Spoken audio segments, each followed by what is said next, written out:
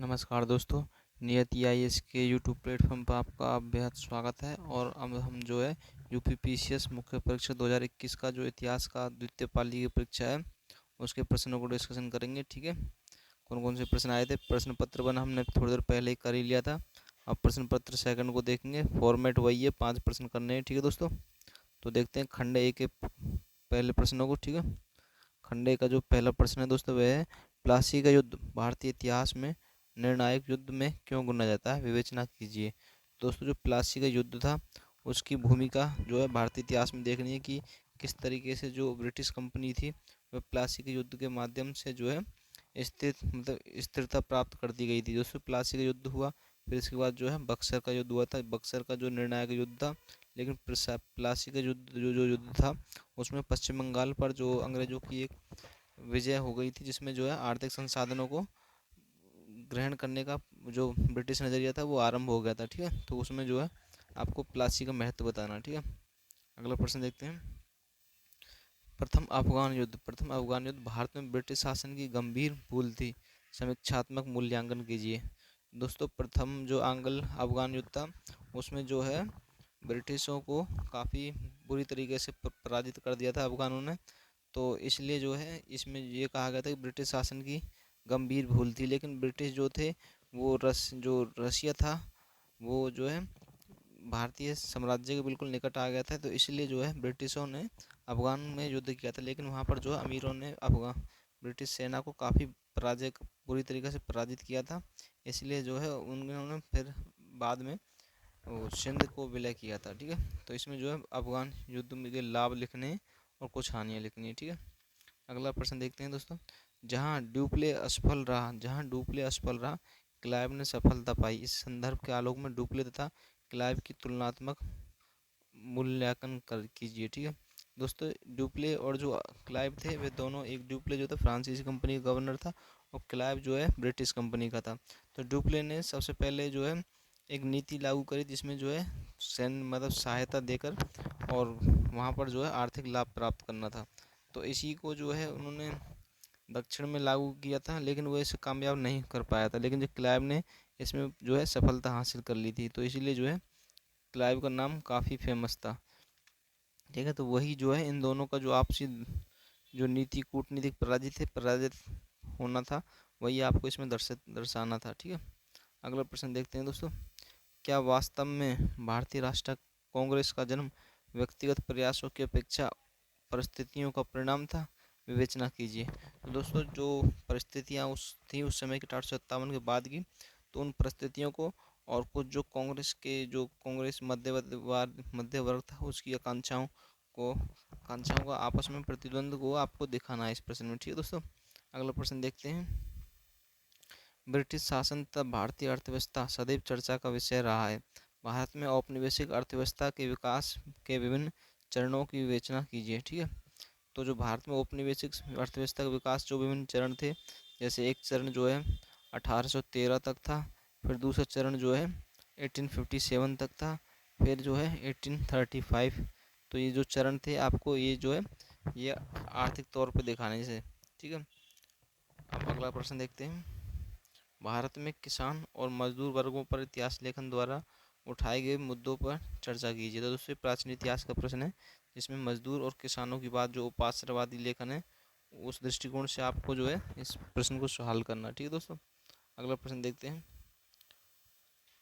अगला प्रश्न है 19वीं शताब्दी के उत्तरार्ध में जन आंदोलन की महत्वपूर्ण विशेषताओं का विश्लेषण कीजिए। तो दोस्तों, जो 19वीं शताब्दी के 1800 के बाद के जो जन आंदोलन थे उनकी जो है महत्वपूर्ण विशेषताओं को आपको बताना है। ठीक है, यही कि उनमें जो है राष्ट्रवादी सोच नहीं थी, अपने आर्थिक जो निजी हित थे उनसे जो है प्रचालित थे वो। ठीक है, और 20वीं सदी के जो जन आंदोलन हुए थे उनमें राष्ट्रवादी सोच थी। ठीक है, उनके नेतृत्वकर्ता थे प्रशिक्षित योग्य उम्मीदवार थे। ठीक है, यही सब आपको बताना है इसमें। ठीक है, अगला प्रश्न देखते हैं थर्ड का बी। महात्मा गांधी के आर्थिक विचारों पर चर्चा कीजिए। वर्तमान में आर्थिक विचारों की क्या प्रासंगिकता है। दोस्तों, महात्मा गांधी जी का कहना था कि जो जिस जाति में पैदा हुआ है वो उसी जाति का कार्य करेगा तो जल्दी रोजगार मिलेगा। तो ऐसे ही कुछ उनके विचार थे। तो उनको लेकर उनकी आलोचना भी होती है, तो उनकी प्रासंगिकता को अभी पूछा गया। ठीक है, अगला प्रश्न देखते हैं। किस सीमा तक सामाजिक आर्थिक आंदोलन सामाजिक संरचना के विरुद्ध संघर्ष थे? ठीक है, तो किस सीमा तक जो सामाजिक आर्थिक आंदोलन थे वे सामाजिक संरचना के विरुद्ध संघर्ष थे? ठीक है, सिंपल क्वेश्चन है। ठीक है दोस्तों, अगला प्रश्न देखते हैं। कृषि के वाणिज्यीकरण पर प्रकाश डालें। जो कृषि का वाणिज्यीकरण था उस पर प्रकाश डालें। इसके प्रत्येक हितधारक को किस प्रकार प्रभावित किया, और उसके जो हितधारक थे किसान, उत्पादक और व्यापारी, इन तीन सभी को किस प्रकार से प्रभावित किया था? ठीक है दोस्तों, काफ़ी आसान क्वेश्चन। अगला प्रश्न देखिए। ताज के शासन के प्रथम दशक के दौरान हुए प्रशासनिक परिवर्तनों की चर्चा कीजिए। तो 1857 के बाद जो दशक में जो परिवर्तन हुए थे उनको आपको दर्शाना। ठीक है दोस्तों, अगला प्रश्न देखिए। स्वराज्यियों और उनके स्वराज दल ने अशोक आंदोलन के निलंबन के बाद आई राजनीतिक शून्यता को भरा था। तो जब 1920 में जो अशोक आंदोलन विफल हो गया था, तो उसके बाद जो 1923 में स्वराज दल बना था, तो उसने जो विभिन्न प्रयास किए थे उसमें उसी को आपको इसमें बताना है। ठीक है दोस्तों, अब अगला प्रश्न देखते हैं। खंडवाद शुरू हो गया है, जिसका 5वां प्रश्न है। ठीक है, राष्ट्रवाद को परिभाषित कीजिए कि राष्ट्रवाद क्या है। अंतर्राष्ट्रीय परिप्रेक्ष्य में राष्ट्रवाद के उदय और विकास की व्याख्या कीजिए। ठीक है, काफ़ी सरल प्रश्न है। अगला प्रश्न देखते हैं। 1917 की बोल्शेविक क्रांति के क्या कारण थे? ठीक है, इसके परिणामों ने विश्व को किस प्रकार प्रभावित किया? तो 1917 की जो बोल्शेविक क्रांति थी उसने समाजवाद का विश्व में नारा दिया था, और आगे चलकर जो है पूंजीवाद और समाजवाद और फिर विश्व युद्ध का जो उद्भव हुआ वो इसी क्रांति को जनक माना जाता है एक तरीके से। ठीक है, अगला प्रश्न देखिए। 1848 का वर्ष आश्चर्यजनक घटनाओं का वर्ष था। इस कथन की सत्यता का परीक्षण कीजिए। दोस्तों 1848 जो था वो यूरोप में जो है काफ़ी क्रांतियाँ हो रही थी, और उन क्रांतियों में निर्णायक परिणाम आने लगे थे, तो इसलिए जो 1848 का वर्ष था वह आश्चर्यजनक घटनाओं का वर्ष था। ठीक है, अगला प्रश्न देखिए। अगला प्रश्न है। सिद्धांत एवं व्यवहार में मैटरनिक प्रणाली का आलोचनात्मक मूल्यांकन कीजिए। दोस्तों मैटरनिक प्रणाली जो थी वह यूरोप की एक प्रणाली थी, जिसमें जो फ्रांसीसी क्रांति से उपजे जो गतिशीलता के विचार थे उनको जो है रोकना था। ठीक है, तो यही मैटरनिक प्रणाली थी, और मैटरनिक को जो है यूरोप का पुलिसमैन भी कहा जाता था। ठीक है, इसका जो है आलोचनात्मक मूल्यांकन करना कि ये आखिर विफल रही क्यों थी। ठीक है, अगला है बी। प्रबोधन की विचारधारा को विभिन्न आलोचनाओं पर अपने विचार व्यक्त कीजिए थे। ठीक है दोस्तों, जो यूरोप में प्रबोधन की विचारधारा थी उस पर जो आलोचनात्मक विचार व्यक्त करने। ठीक है, अगला प्रश्न है दोस्तों। मार्क्स द्वारा प्रस्तुत वर्ग संघर्ष की प्रक्रिया तथा इसके कारणों की विवेचना कीजिए। क्या यह विचारधारा वर्तमान में प्रासंगिक है? ठीक है दोस्तों, जो मार्क्स की वर्ग संघर्ष आधारित विचारधारा थी उसका जो है वर्तमान में प्रासंगिकता बतानी है। ठीक है, अगला प्रश्न देखते हैं दोस्तों। द्वितीय विश्व युद्ध का बीजारोपण वर्साई की संधि द्वारा हो गया था। इस कथन का परीक्षण कीजिए। तो दोस्तों जो वर्साई की संधि थी उसमें जो है जर्मन साम्राज्य को एक तरीके से ताज मिला था, और वहीं फ्रांस का अपमान हुआ था। ठीक है, तो इसको जो है इधर से उधर घुमा के और फिर इसके कारण प्रथम विश्व युद्ध हुआ। प्रथम विश्व युद्ध में जो है जर्मनी का अपमान हुआ, फिर जर्मनी का अपमान हुआ तो उसने बदला लेने के लिए द्वितीय विश्व युद्ध को आरंभ किया था। तो एक कुल मिला के एक चक्रव्यूह की तरह है जो आपस में घूमता है, तो वही आपको जो है इसमें बताना है। ठीक है, अगला प्रश्न दोस्तों। 1925 के लोकार्नो समझौते ने युद्ध के वर्षों एवं शांति के वर्षों के मध्य वास्तविक विभाजन रेखा खींच दी। इस कथन की व्याख्या कीजिए। तो दोस्तों जो 1919 में जो है पेरिस की संधि हुई थी, जिसमें जो है जर्मनी का काफ़ी अपमान हुआ था, लेकिन जो लोकार्नो की संधि हुई थी उसमें जो है अपराजित राष्ट्रों को भी बुलाया गया था।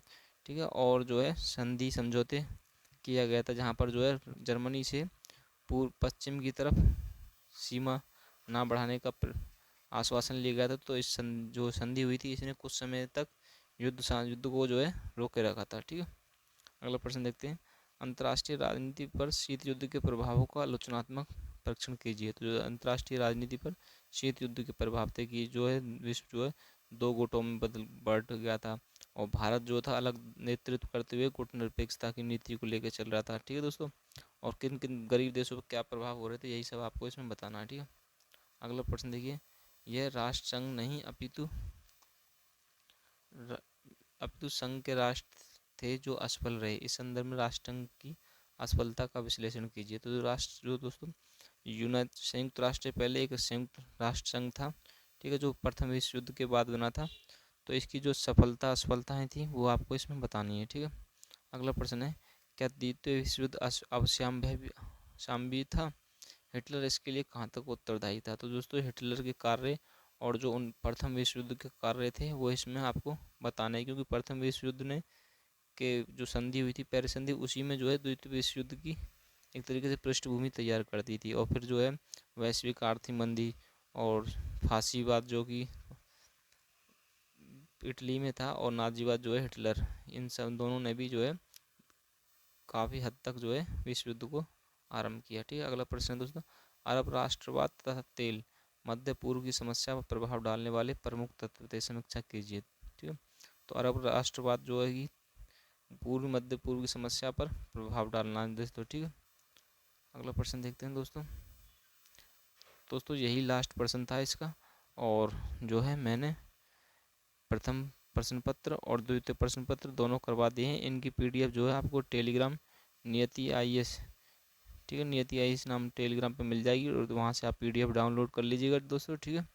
और जो है मेरे चैनल को लाइक शेयर सब्सक्राइब जरूर कीजिएगा, ताकि और भी इस सेवा का लाभ उठा सकें, ठीक है। धन्यवाद दोस्तों।